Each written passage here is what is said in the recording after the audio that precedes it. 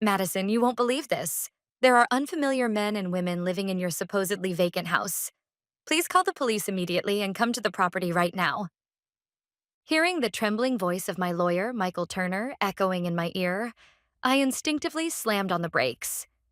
The tires screeched, violently kicking up gravel along the steep mountain road in North Carolina. My heart pounded fiercely in my ears, and I felt my fingers gripping the steering wheel turn white with tension. The property in question was a beautiful A-frame house standing deep in the mountains near Asheville. I had inherited it from my beloved grandmother, Eleanor. For a final inspection before putting it up for sale, I had sent my trusted lawyer, Michael, ahead of me. But what came back was a report so far removed from reality that it was almost absurd. Illegal occupation. Strangers are living there? What do you mean, Michael? The house should have been locked. The locks have been replaced with a new deadbolt. When I tried to open the door with the spare key, an unfamiliar man came out and yelled at me, saying, "Don't come in here without permission. This is trespassing." They were drinking wine on the living room sofa, watching television, and completely treating the place as their own home. This is not a normal situation at all. Fear and confusion were unmistakably present in Michael's voice. With trembling hands, I ended the call and immediately dialed 911. "This is an emergency. There are suspicious individuals illegally occupying my property on the outskirts of Asheville. Please dispatch officers immediately. I am heading to the scene right now. Time is critical." While explaining the situation to the operator, I pressed the accelerator all the way to the floor. The moment I arrived and opened the door, an unbelievable scene jumped into view. There stood my lawyer, Michael, clutching documents with a confused expression, two police officers crossing their arms and blocking the way with an intimidating presence, and unbelievably, my younger sister Jasmine and her husband Ryan standing there as if they were the rightful owners of the house. The instant Jasmine saw my face, instead of apologizing, she deliberately let out an exaggerated sigh. "Seriously, calling the police over something like this is way too much, don't you think? We were finally relaxing together as a couple, and you completely ruined the mood. Can't you respect your own sister's privacy?" Jasmine spoke irritably as she casually swirled the crystal glass in her hand. It was an antique piece, one of only a few sets in the world that my grandfather had given to my grandmother. "You're the one being ridiculous, Jasmine. What on earth are you thinking? This is my property. Changing the locks and moving in without permission is blatant illegal occupation." My shout was cut off by a snort of laughter from Ryan, who was standing beside her. "Illegal occupation? Don't say things that sound so bad. We're just making effective use of family assets as relatives. You've got a perfectly nice house, right? You own 5 properties, and this one was sitting empty. If that's the case, it's only natural for you to let your sister and her husband, who can't afford rent, stay here for free. Hoarding everything for yourself isn't right, Madison." "Lending it to you? I never said anything like that. What happened to your rental apartment?" "Oh, that place? We canceled the lease last month. This place is free and the air is great. We're even getting ready to move our registered address here. Got a problem with that?" I felt dizzy hearing the words Jasmine threw out so casually. They had selfishly cut off their own escape route and barged into my property without permission, fully intending to settle here permanently. One of the police officers carefully scanned the interior with sharp eyes and then addressed me. "Ma'am, you did not give them permission to live here, is that correct?" "Of course not. And please look at this living room." Beyond the wide-open front door, a grotesque scene spread out before us. The once elegant living room was lined with crude steel racks, and dozens of laptops along with spiderweb-like communication cables filled the entire space. Thick soundproofing sheets were roughly taped over the windows with duct tape, making the place look exactly like a criminal operation base. "Jasmine, what on earth is all this equipment?" "It's just work. People who can't make money through lucky investments like you have to work desperately to survive." "That's enough. Pack up that filthy junk right now and get out." My furious shout echoed through the living room, but Jasmine only snorted and leaned back deeply into the sofa. Her attitude showed complete contempt for the law and for justice itself. "No way. This is our office. Or should I sue you for trespassing instead?" We have the right to live here. We've already moved all our belongings in, and the fact that we've been living here since yesterday can't be erased. If you cross this line even one step, I'll call a lawyer for human rights violations. However, Jasmine was making a fatal misunderstanding. This was North Carolina. When the rightful owner is present, the lawyer holds documents proving ownership, and there is clear evidence that the property is being unlawfully used as a business base and damaged. The police response is merciless. This is your final warning, the veteran officer declared in a low but inescapable voice. The property owner is demanding you to leave immediately.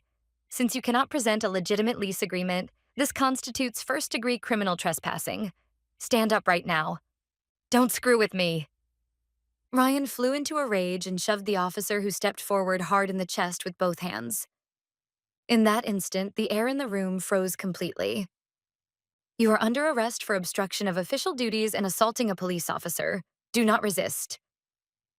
The officer subdued Ryan in an instant and slammed him to the floor. The cold, metallic click of handcuffs echoed through the quiet mountain valley. Let me go. This is an illegal arrest. Police brutality. Jasmine, help me. Ryan, what do you think you're doing, you tax-sucking thugs? Get out of our house. Enraged, Jasmine lunged at the officer's arm like a madwoman and dug in her nails. Oh, looks like the wife, too. Obstruction of official duties. Calm down and cooperate. Jasmine was also easily subdued and handcuffed without much resistance. Madison, this is all your fault. Turning your own family over to the police? I'll curse you for the rest of my life. Go to hell.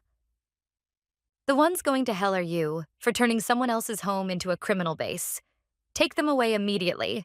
Never let them set foot on this property again. When I said this coldly, the two of them were shoved into a patrol car, hurling insults and abuse the entire time. A silence like the aftermath of a storm settled over the house. The sound of the patrol car sirens faded into the distance, and the vacation home fell quiet once more. Together with my lawyer, Michael, I climbed the stairs step by step and resumed checking the condition of the property. The living room on the first floor was in a state so terrible I wanted to look away. Soundproofing sheets had been slapped onto the walls, and holes had been drilled into the floor without permission to run wiring. This is terrible. The second floor is probably the same. This will seriously affect the appraisal value. As I listened to Michael's words, I suddenly remembered the strange thing my late grandmother Eleanor had said to me before she died. Just before her death, she had gripped my hand tightly in her hospital bed and whispered this. Madison, if a storm comes and you lose sight of everything around you, look for that secret place where we used to play long ago. There's a light hidden there to protect you. It's a place Jasmine will never find. At the time, I had thought it was just delirium from illness, but now, in the midst of this abnormal situation, her words flashed vividly through my mind, sending a jolt down my spine. Michael, let's go to the attic.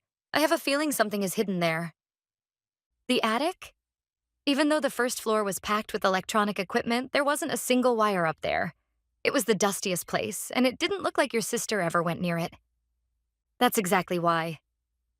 We passed through the second-floor bedroom and headed further up to a small ladder-like staircase. In stark contrast to the living room downstairs, layers of thick dust had piled up there. Coughing, I pushed open the heavy door and turned on my flashlight. An old blanket, a broken wooden rocking horse, and in the corner of the room, a section of drywall that was unnaturally newer and a different color. I hooked my fingers into the gap in that wall and put my weight into it. The plywood peeled away with a cracking sound, and hidden behind insulation was a heavy, matte black digital safe. This is it. Grandma really did hide something here. Impressive find, but we don't know the password. Leave it to me. I placed my fingers on the cold keypad of the safe. The password is a number only Grandma and I know. No matter how much Jasmine thinks about it, she'll never figure it out. It was the numerical conversion of my grandmother's maiden name, our secret code. 0428. I entered the numbers. A solid electronic click echoed, and the lock disengaged. Slowly lifting the lid, I found a massive stack of neatly filed documents sleeping inside. I took the top file and shone my light on it, and in that instant, my throat froze with fear. These are client lists for senior investment funds. And look at these bank transaction records. Michael took the documents, adjusted his glasses, and stared at them intently. Madison, this is serious. Every fraudulent account listed here and every suspicious transfer destination is registered under your name with your social security number, former address, and even a meticulously forged version of your signature. I felt all the blood drain from my face. The files contained a complete record of the organized fraud Jasmine and Ryan had carried out, accompanied by notes that read like the screams of their victims. A total of $800,000 stolen from elderly people. All of it had been routed through accounts opened in my name, cleverly disguised to make it look as though I were the mastermind. Then we found the decisive piece of evidence, a handwritten note from Jasmine. Madison has plenty of assets, so a little illegal money transfer will blend right in. Even if the tax authorities come, we can insist that she is the ringleader operating out of this house. If we testify that we were just caretakers, we'll be set for life. Let the rich fulfill their obligations. I felt nauseous. My own sister wasn't trying to protect me. She was planning to use me as a shield for her crimes and send me to prison. And at the very bottom of the stack of documents, there was my grandmother's real will. To my beloved Madison, I realized that Jasmine and the others had stolen my client lists and were planning something terrible using your name. I gathered the evidence in this safe, but my time is nearly over. I will leave not a single cent to Jasmine. I entrust all my assets to you. Please reveal the truth. Never forgive the monsters who wear the skin of family. Until the very moment of her death, my grandmother had been gathering evidence in this dusty attic to protect me. Thank you, Grandma. Michael, before we contact the federal investigators, there's one thing I want you to help me with. We're going to plan how to completely erase them from society. The next morning, I was sitting across from an old friend, Daniel Morales, a special investigator with the IRS, at a quiet cafe in downtown Asheville. He was the government's most relentless bloodhound, a man who had exposed countless complex financial crimes. This is far more vicious than I imagined, Madison. Exploitation of the elderly, organized wire fraud, and aggravated identity theft against you. The evidence is airtight. The results of the preliminary investigation Daniel presented only fueled my anger further. They hid the money stolen from the victims in accounts under your name, then went on a spending spree using cards issued in your name. A luxury cruise to the Bahamas, Hermes bags, the latest Tesla. All of it is recorded as purchases made by Madison Burke. Your credit score has completely collapsed, and you're now flagged as a suspect in financial crimes. If this continues, all of your assets could be frozen. The blood drained from my face. My own sister had turned me into a greedy con artist on paper, while she and her husband enjoyed a royal lifestyle funded by the stolen savings of their victims. While grandmothers were crying over the loss of their grandchildren's college funds, they were living it up, using my name to indulge in life. Daniel, tell me how to finish them completely. I want them to taste a level of despair so deep that they can't make a single excuse. Daniel flashed a fearless grin and placed a compact, high-performance voice recorder on the table. As long as one party consents, recording is legal. Let's lure them back to that house one more time. We'll lie and say we found a second hidden trust fund your grandmother left behind. If you tell them that signatures are required to receive it, those two shallow fools will bite for sure. I nodded deeply at Daniel's plan. I would guide the confession carefully, adapting to the situation on the ground. Understood. Let's set the perfect stage. One that makes them so eager to brag about their own cleverness that they won't be able to stop talking. This was not a negotiation. It was an execution ritual designed to make them issue their own one-way tickets to federal prison, straight from their own mouths. With trembling fingers, I sent a message to Jasmine, who had just been released on bail. I'm sorry I got emotional yesterday. After checking with my lawyer, we found another hidden account Grandma left behind. It's a significant amount. You have a right to receive part of it too, so let's talk again tomorrow at the house. I've invited Mom as well. The next afternoon, the air around the Asheville vacation home was cold and eerily still. I spread out the convincing fake trust documents that Daniel and Michael had prepared on the living room table and quietly waited for the moment to arrive. Soon, the crude roar of an engine crunching gravel echoed outside, and a rental car pulled up. Jasmine and Ryan stepped out, completely different from when they had been arrested just days earlier, wearing designer sunglasses and walking into the house with the swagger of victors. Madison, it looks like you finally understand. Turning your own family over to the police? You were clearly out of your mind. But a hidden account Grandma left behind? That changes everything. If you'd said that from the start, Ryan wouldn't have gotten so angry. Jasmine declared that triumphantly the moment she entered the living room. Behind her, our mother followed, her expression strangely buoyant. Sit down. We'll talk after that. Suppressing my emotions, I pointed to the fake documents. To receive this fund, you have to clear an IRS investigation. Because you used my name without permission, there are now suspicions of money laundering. If things stay like this, not only this inheritance, but all of my assets could be seized. Jasmine's face turned deathly pale in an instant. Seized? The money we're finally about to get? I won't allow that. Exactly. That's why I'll file a false amended return, claiming it was a business I had been managing under the table. That way, the money can be processed as legitimate income. To avoid seizure, I need every detail. When the money was moved, from whom, how, and how much. I need everything so the paperwork is perfect.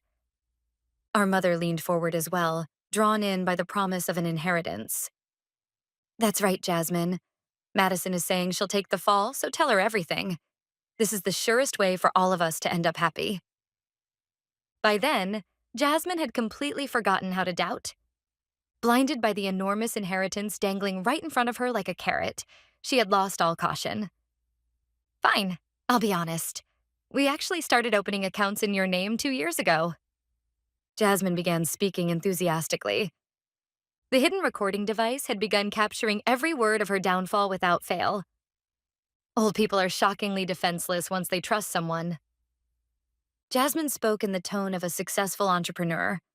Inside my pocket, the voice recorder continued to pick up every ugly word she uttered without missing a single one.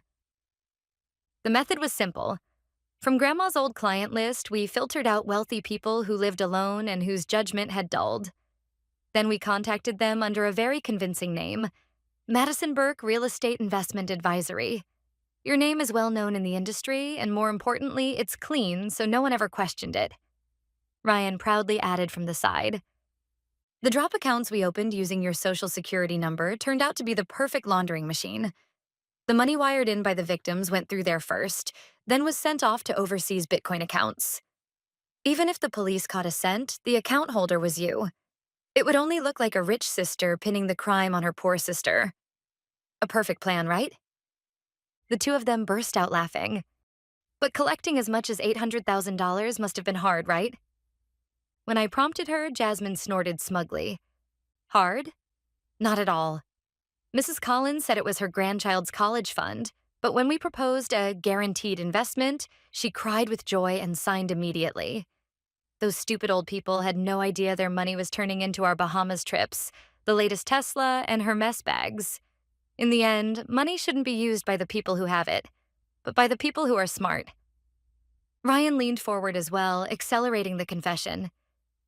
Using your house as our office saved us rent, and using your credit let us handle big transactions.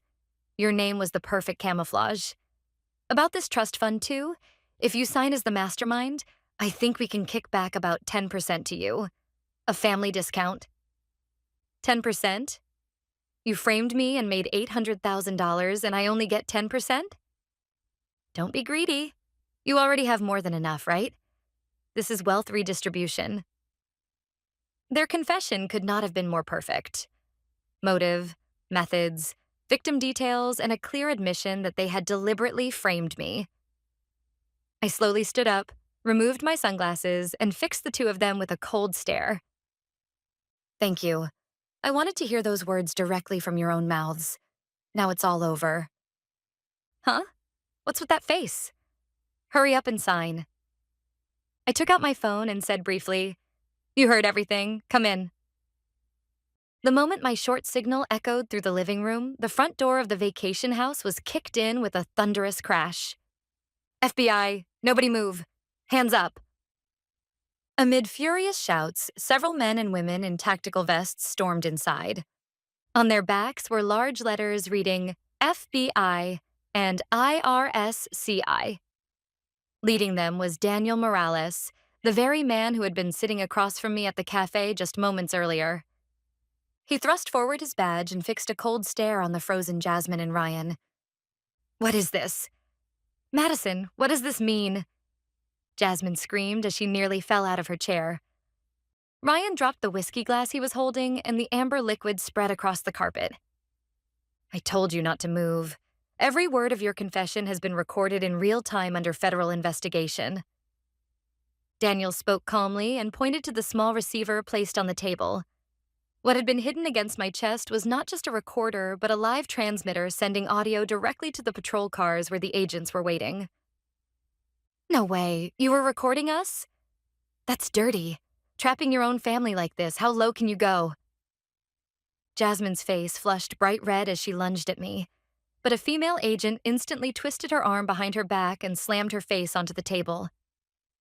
Jasmine Burke and Ryan Burke, you are under arrest for violations of the Elder Abuse Prevention Act, wire fraud, and aggravated identity theft.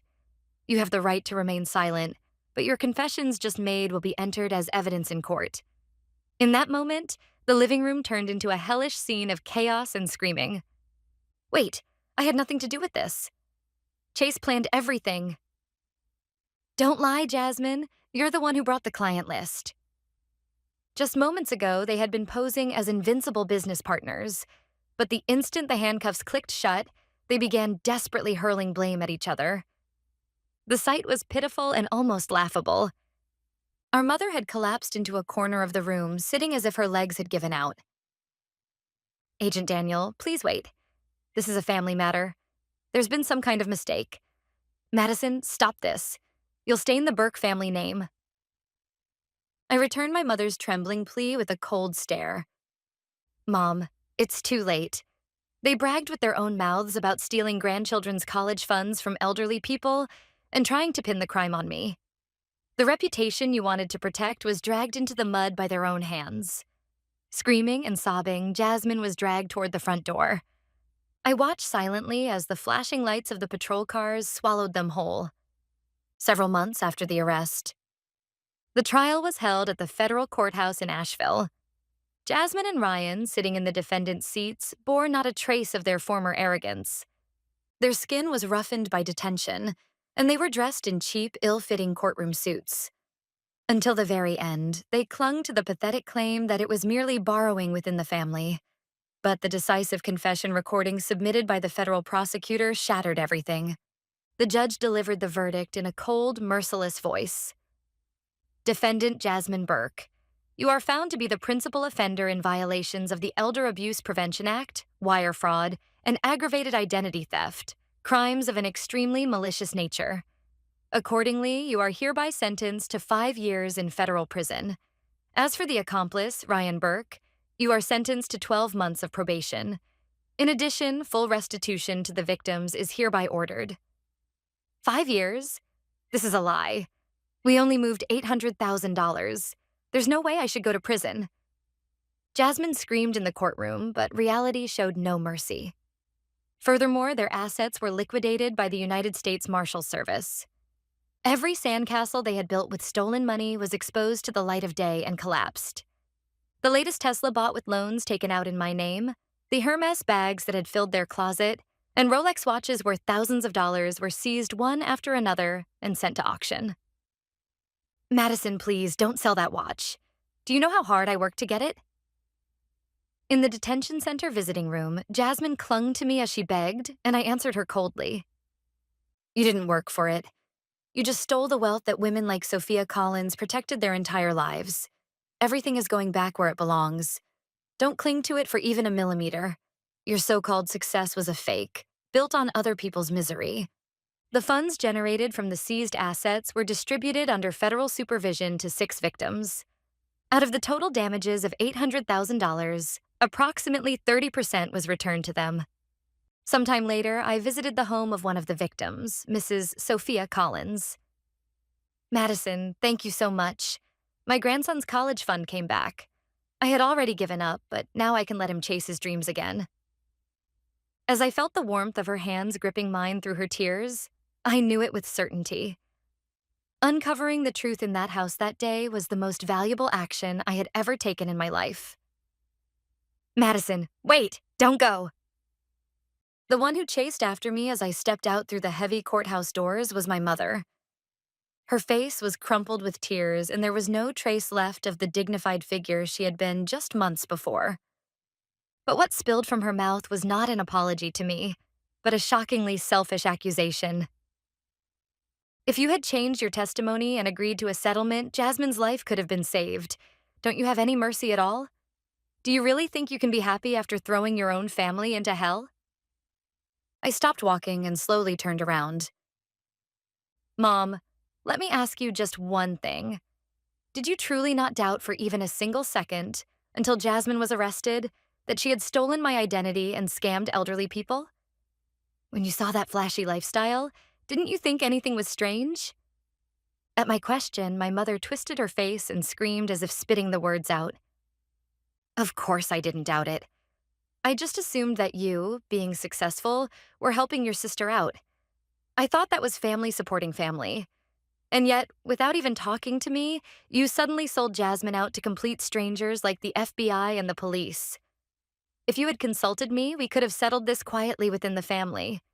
Instead, you dragged it out into the open and trampled our family's pride with your own hands. The moment I heard those words, something inside me collapsed with a sound, and then vanished completely. To my mother, my sister and I had never really mattered.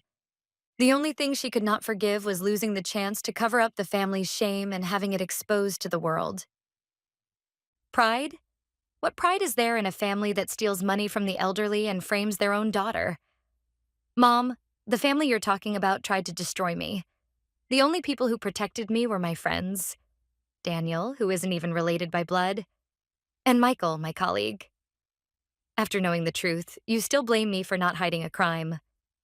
You no longer have the right to call yourself my mother. I took a copy of my grandmother's will, the one I had found in the attic, from my bag and shoved it against my mother's chest. Grandma saw everything coming. That's why she entrusted me with the evidence to cut you all off. Mom, this is goodbye for you too. Stay buried in that dark past along with your so-called family dignity. Ignoring my mother's screams behind me, I walked toward the parking lot without looking back even once. That very day, I blocked all contact information for my mother, Jasmine, and Ryan. Through my lawyer, I also sent a legal notice prohibiting any future contact whatsoever. After the storm-like days had passed, silence returned once more to the mountains of Asheville. The A-frame house I had inherited from my grandmother was sold promptly once evidence preservation for the case was lifted. Ironically, the attic, the one Jasmine and the others had called filthy and never went near, remained the only part of the house that was still untouched and beautiful. A young couple who came to view the property instantly fell in love with the hidden room in the attic, calling it perfect for a secret study, and the deal closed at the full asking price. The proceeds from the sale were deposited into my account. They were funds for my future, money my grandmother had protected with her life. Using that money, I bought a small house in a quiet place far from the bustle of Charlotte, a new base for my life. There was no family left who would sacrifice me for their own sake. Several years after the incident, I heard rumors about how they were doing. Jasmine is currently inside the gray walls of a federal prison. The woman who once clutched her mess bags and drank fine wine is nowhere to be found anymore. Now she spends her days in a sterile orange jumpsuit, eating meals from a cold plastic tray. Inside prison, a former elite con artist title means absolutely nothing, and she now spends her days scrubbing floors while trembling in fear of inmates far stronger than she is. Her husband Ryan's fate is even more miserable. Placed on probation, his criminal record has prevented him from finding any decent work, and he now drifts from one day labor construction site to another at the very bottom of society. He never had any real loyalty to Jasmine to begin with, and the moment her incarceration was decided, he coldly turned on her and filed for divorce. But now penniless, he can barely scrape together enough money to pay the rent on a rundown apartment. And then there is my mother. The family reputation she valued above all else was dragged through the mud, and the rumors spread quickly. One by one, her friends drifted away, and now she lives completely alone, whittling down the small amount of savings that escaped seizure, spending her days in a dark room with the windows shut tight, cursing my name, or so I've heard. As for me, the restoration of my credit history has been progressing smoothly. My name as a real estate investor has once again established itself as that of a trustworthy business partner. I quietly speak in my heart to the smiling photograph of my grandmother displayed above the fireplace in my new home. Grandma, thank you. What you wanted to protect, I've truly inherited it now.